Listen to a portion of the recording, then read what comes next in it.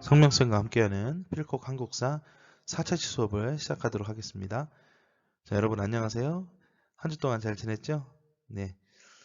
지금까지 총 3차시까지 수업을 이제 영상으로 준비를 해서 진행을 했는데요. 뭐 여러분 좀 어땠나요? 좀 재미없지 않았어요? 저도 그 수업 준비하면서 너무 수업만 딱딱하게 진행하는 게 아닌가 싶어서 좀 많이 좀 재미가 없었어요, 사실은. 근데 그럴 수밖에 없었던 것이 온라인 클래스에 올려야 되는 콘텐츠 시간이 20분을 넘으면 안 돼요. 그래서 그 20분 이내로 강의를 좀 줄이려고 하다 보니까 좀 이렇게 여러분들한테 해주고 싶은 얘기들도 많고 정보들도 많이 좀 넣어주고 싶었는데 그러지를 못해서 좀 선생님도 많이 아쉽고 그렇습니다. 하루빨리 여러분들이 등교를 해서 직접 수업을 들어야 여러 가지 이야기들을 또 들을 수도 있겠죠. 음, 오늘도 웬만하면 여러분들한테 그 오늘 이제 배울 내용에 대한 여러 가지 역사의 비하인드 스토리나 각종 뭐 부가적인 이야기들 해주고 싶은데요. 혹시라도 오늘 강의에 그런 내용이 없다면 또 시간에 쫓겨서 잘라낼 수밖에 없었구나라고 하는 점 여러분들 널리 이해해 주시기 바라겠습니다. 좀 재밌게 수업하고 싶은데 그러지를 못해서 저도 좀 답답합니다.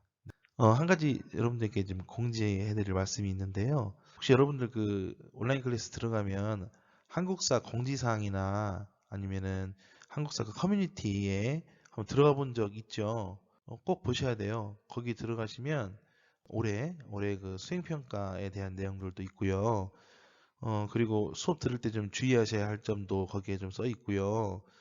특히나 여러분들 그 과제를 제출하실 때 한 장밖에 안 보내져요. 한 번에. 그러니까는 만약에 학습지가 두 장이면 좀 옆으로 이렇게 붙여가지고 사진을 찍어가지고 이렇게 올린다든지 두 장을 한꺼번에 나란히 못 세워놓으면 한 장씩 찍어가지고 그 사진 어플 좀 있잖아요. 뭐 이렇게 스노우 같은 거 이제 그런 것들을 통해서 그 콜라주라고 해서 몇 개 사진 한꺼번에 묶는 그런 거 있죠. 좀 그런 것들을 사용해가지고 한 번에 올려주면 좋거든요. 어차피 여러분들 이제 등교하시면 그 원본들을 다 제출을 하셔야 돼요. 그래야 이제 그것이 여러분들 그 유의물로서 나중에 그 수행평가에 적용이 될 수 있기 때문에 여러분들이 지금 작성하신 그 학습지들은 꼭 가지고 계셨다가 등교하시면 제출하셔야 됩니다.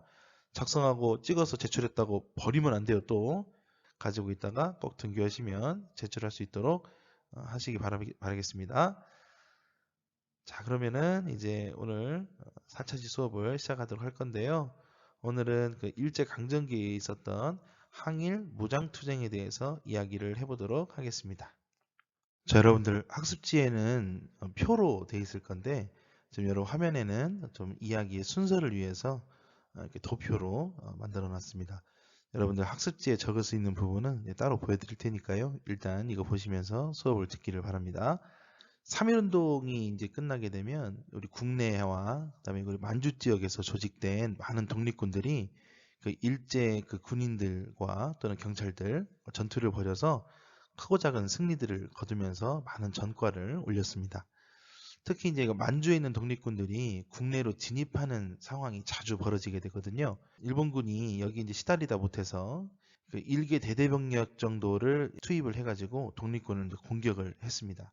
이때 이제 그 홍범도 장군이 이끈 대한독립군, 국민회군, 군무도독부 등이 그 연합부대를 형성을 해서 봉오동에서 큰 승리를 거두게 됩니다. 이때 이제 그 일본군 사상자가 거의 500명 정도 되는데 우리 독립군들의 사상자는 4명이라는 점에서 아주 대승이라고 할 수 있겠죠. 일본군이 얼마나 약이 오르겠어요. 대규모 병력을 동원해서 다시 이제 공격을 해오는데 원래 이 당시 그 만주 지역은 일본군이 장악한 지역이 아니었습니다. 그 중국 군벌들이 장악해서 그 지역을 이제 통치를 하고 있었는데 그래서 원래는 대규모 병력을 파견할 수가 없었습니다. 그러니까 이제 그러려면 뭔가 명분이 필요하겠죠. 이른바 혼춘 사건이라는 일이 벌어지게 되는데요. 그 일본에 매수된 마적단이 훈춘에 있던 일본 영사관을 습격한 자작극 되겠습니다. 그 이 사건을 이제 구실로 해가지고 일본군은 만주 지역에 있는 일본인들의 생명과 재산을 지키겠다라고 하는 그런 명분 하에 즉각적으로 대규모 병력을 파견하게 되는데요. 이 마적단들을 그러면 토벌을 해야 될 거 아니에요. 그것이 아니고 우리 민족들이 살고 있는 그런 집단 거주 지역으로 가게 돼서 독립군들을 지원한다는 이유로 그들을 이제 탄압을 하게 됩니다. 그러니까 이제 김좌진 장군이 이끄는 북로군 정서, 그다음에 홍범도 장군의 이제 연합부대 이들이 이 탄압을 피해서 백두산 지역으로 이렇게 좀 이동을 하다가 일본군이 이제 포위망을 점점 이제 좁혀 나오니까 결국에는 그 청산리 부근에서 전투를 벌이게 되는데 약 6일간 10여 차례 전투를 벌입니다. 근데 이제 지형을 잘 알고 있고 또 전략 전술을 좀 잘 써서 청산리에서 아주 큰 승리를 거두게 되죠. 이것이 바로 청산리 대첩 되겠습니다. 이 당시에 이제 일본군 사상자로는 연대장급이 한 명이 죽었고 대대장급 2명 그리고 기타 다른 병사들까지 1254명이라고 하는 이 많은 숫자가 사상자가 있었는데요. 이에 비해서 독립군 사상자들은 전사 60명, 부상 90명에 지나지 않은 큰 승리를 거두게 되었습니다. 일본군 정말 약오르겠죠. 봉오동 전투에서 패배해서 그거 보복하겠다고 가서 어문 민간인들, 양민들 학살하다가 독립군 부대 또 쳐들어가겠다고 조여왔다가 또 싸워가지고 또 졌어요. 그러니까 얘들이 더 이제 치졸해지는 거죠. 민간인들을 향해서 이제 복수를 하게 되는데 이게 바로 간도 참변입니다. 이 참변으로 인해서 확인된 학살 피해자만 하더라도 3,500여 명 정도 되는데 확인되지 않은 숫자들이 있을 거 아니에요. 이 확인되지 않은 숫자까지 합치면 적어도 한 수만 명 정도 되지 않겠는가라고 추정하고 있습니다. 여러분 그 영화 암살에서 전지현 씨 나오잖아요. 이 전지현 씨가 어릴 적에 그 만주 지역에서 자기를 키워준 어머니를 잃게 되거든요. 이제 그 내용이 좀 이렇게 대사로 나오게 되는데 그때가 바로 이 간도참변이 일어났을 때를 배경으로 하고 있습니다. 그러던 한편에 이제 독립군의 주력 부대였던 한 4,000명 정도 되는 독립군 주력 부대들은 이 대한 독립군단이라고 하는 것을 결성을 하게 됩니다. 그 당시는 소련이었는데 이 시베리아 지역으로 이동을 하게 되거든요. 그것은 이제 당시 소련의 혁명부대였던 적군이라고 하는 이들이 약소민족의 독립운동을 지원하겠다라고 하는 그런 약속을 했기 때문입니다. 우리 독립군들이 이제 그 지역으로 이동을 하게 되는데 일본은 이제 이를 알고 소련 정부에게 아주 강력하게 독립군들의 무장 해제를 요구하게 돼요. 그래서 결국 소련도 가유시라는 곳으로 들어왔던 독립군들에게 무장 해제를 요구하게 됩니다. 당연히 그거를 저항할 수밖에 없겠죠. 우리 독립군들은. 그러니까 저항하는 독립군들을 향해서 소련군들이 공격을 한 사건이 바로 자유시 참변이라고 하는 사건 되겠습니다. 이때 우리 독립군들이 많은 피해를 입습니다. 그래서 이제 자유시를 이제 떠나서 다시 만주 지역으로 내려오게 되는데 이 만주 지역으로 내려와서 여러 흩어져 있던 여러 독립군 부대들을 하나로 통합하려고 하는 그런 움직임을 보이게 됩니다. 근데 이제 한 번에 이게 다 통합이 되지는 않고 세 개로 나뉘게 되는데 참의부, 정의부, 신민부 이렇게 세 개로 나뉘게 됩니다. 그래서 이제 이 3부는 참의부, 정의부, 신민부 이 3부는 사실상 보면 이 만주 지역을 셋으로 나눠서 여기 살고 있는 우리 민족들이 이끌었던 이 공화주의적인 자치정부라고 볼 수가 있을 것 같습니다. 하지만 일제가 가만히 있지 않겠죠. 그래서 간도에 진출했던 일제는 독립군들을 탄압을 하기 위해서 당시 만주를 장악하고 있던 만주 군벌들과 독립군들을 체포해서 인도하는 것을 합의하는 미스야 협정을 맺고 독립군들을 많이 탄압을 하게 됐습니다. 이렇게 셋으로 나눠져 있던 3부도 통합운동을 전개를 해서 1920년대 말이 되면 이 남만주는 국민부, 북만주는 혁신후회 해가지고 이 두 세력으로 재편이 됩니다.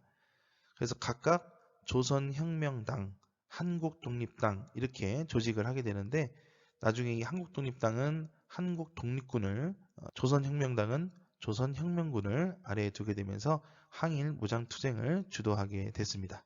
자, 여러분들 이제 학습지 빈칸을 적을 시간입니다. 학습지 적을 시간 드리도록 하겠습니다.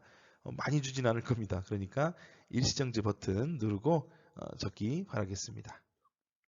자, 다음은 의열투쟁에 대해서 알아보도록 하겠습니다. 1920년대에 의열투쟁을 이끌었던 대표적인 단체가 바로 의열단 되겠는데요. 김원봉이 이제 조직을 했던 그런 단체였죠. 대표적인 인물로는 이 종로경찰서에 폭탄을 투척했던 김상옥이 있고요. 그다음에 동양척식 주식회사에 역시 폭탄을 던졌던 나석주가 있습니다. 이렇게 당시 이열단은 일본군들의 요인들을 암살하고 이 주요 기관들에게 폭탄을 던져서 폭파시키는 이런 일들을 주로 했었는데, 그러다 보니까 일제는 가장 이 의열단을 두려워했고요. 당시 그 김원봉한테 걸었던 현상금이 김구 선생님보다 더 많을 정도로, 그 정도로 아주 두려움을 주었던 그런 단체가 바로 의열단이고요. 반대로 우리 민족에게는 이 항일의식 그리고 독립에 대한 희망을 심어준 그런 단체가 바로 의열단 되겠습니다.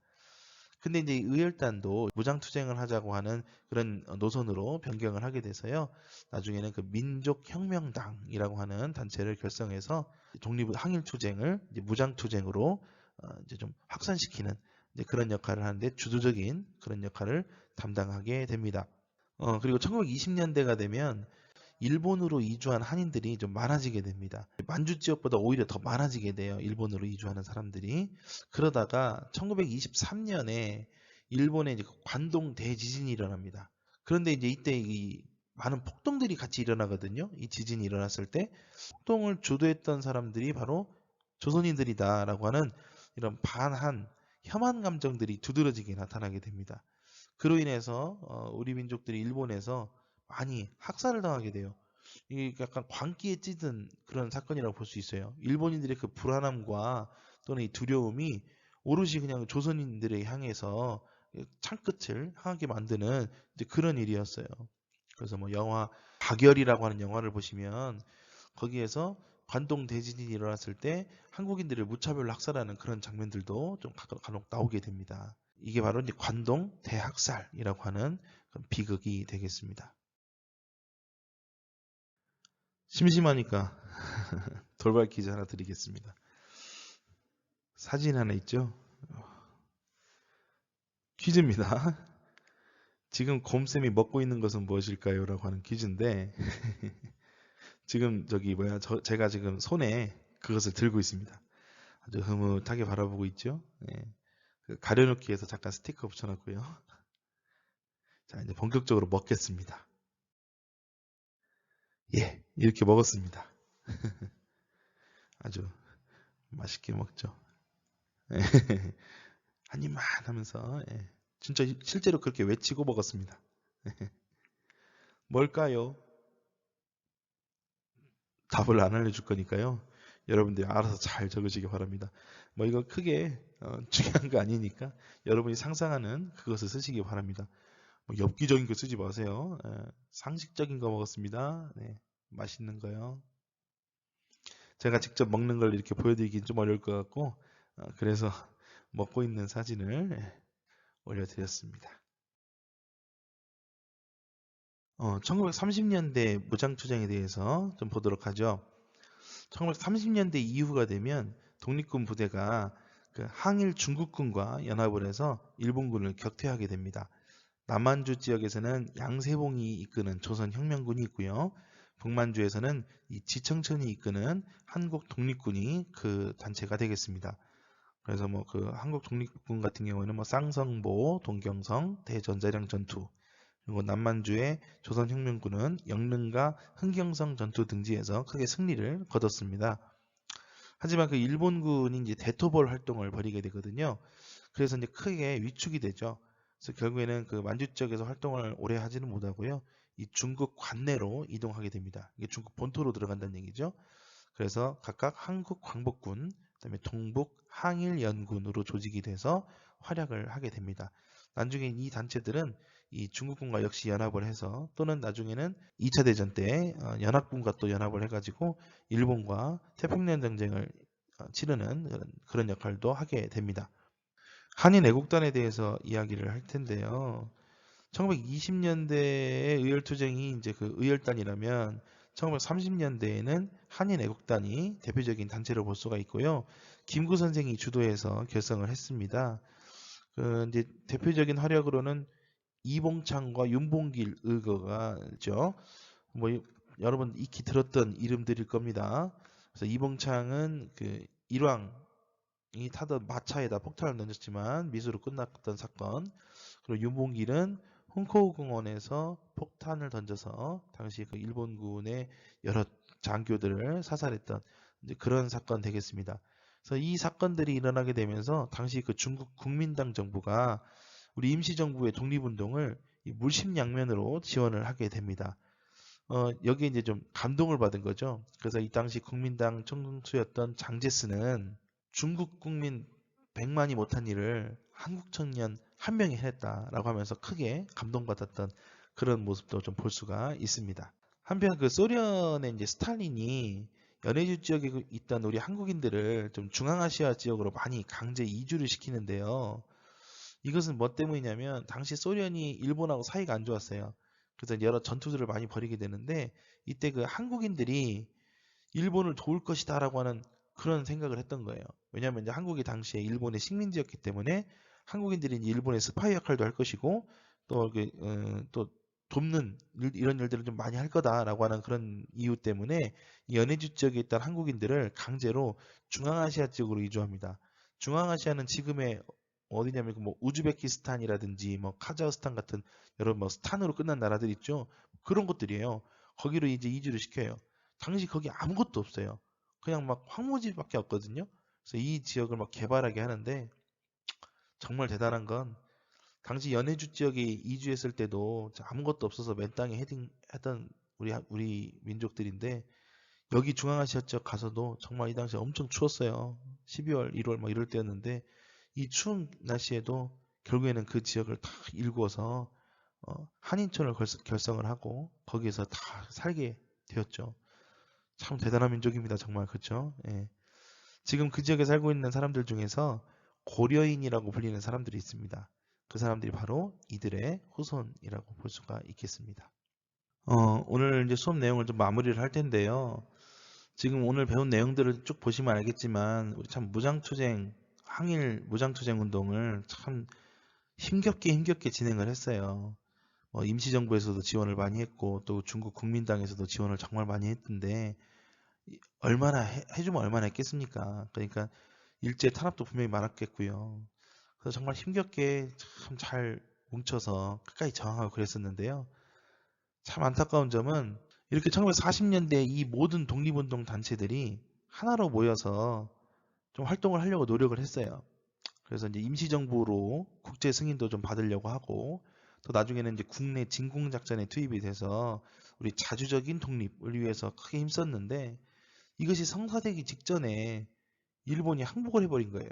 원래 우리가 국내로 진공하기로 결정되었던 날짜가 있습니다. 그 미국 그 OSS하고 같이 연합을 해가지고 국내로 진공하려고 했던 이른바 그 독수리 작전이라고 하는 작전이 있는데 이게 날짜가 8월 20일이었어요. 8월 20일에 그렇게 딱 상륙을 해가지고 국내에서 우리가 이제 작전을 수행하기로 했었는데 일본이 8월 14일 날 항복을 한 것이죠. 그래서 이제 그 항복 방송이 8월 15일에 나오게 된 겁니다. 참 그래서 광복은 했지만 우리 힘으로 한 것이 아니고 다른 나라의 힘을 빌어가지고 했기 때문에 미국과 소련의 이런 사상적인 이념적인 충돌로 인해서 남과 북이 분단되는 이제 그런 결과를 낳게 된 게 가장 아쉽다고 할 수가 있겠습니다. 그래 오늘 수업은 여기서 이제 마무리를 짓겠는데요. 다음 시간에는 광복과 대한민국 정부 수립에 대해서 이야기하도록 하겠습니다. 자, 이제 일제강점기 끝나고 이제 현대사로 들어가게 됩니다. 그래서 광복 이후에 우리나라 정부가 수립이 되고 남과 북이 분단이 되었다가 6.25 전쟁도 일어나고 그리고 그 이후에 있었던 우리 수많은 민주화 운동 또 경제 발전 이런 내용들을 좀 이야기를 할 겁니다. 모르겠어요. 혹시 그 안에 우리가 등교 계약을 할지 어쩔지는 모르겠는데 혹시라도 등교 계약하게 되면 자세하게 설명이 될 것이고요. 그렇지 못하고 이렇게 또 영상으로 이야기를 하게 되면 또 간단하게 정리해서 수업을 진행하도록 하겠습니다. 자, 오늘 수고하셨고요. 다음 시간까지 모두 안녕히 계세요.